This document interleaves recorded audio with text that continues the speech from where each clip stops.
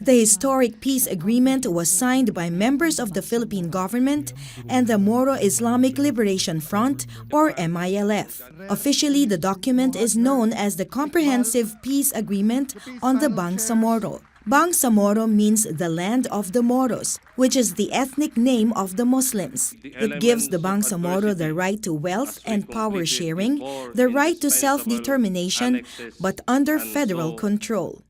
The role of the MILF may be likened to a gatekeeper for the duration of the transition period. It will not be a government of the MILF, but a government of the Bangsamoro.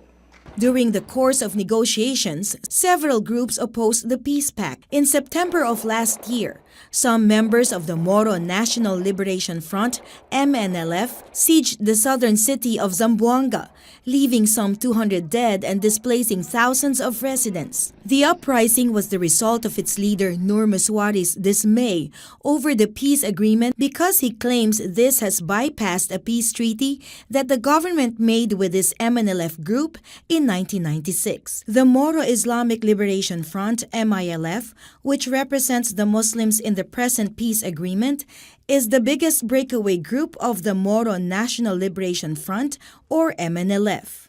Parmanan Hajul was one of the victims of the war in Zamboanga.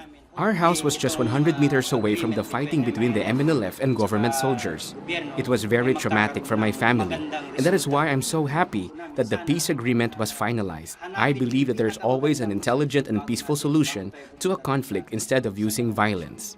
There are other Muslim rebel groups to reckon with before this peace process can be successfully implemented.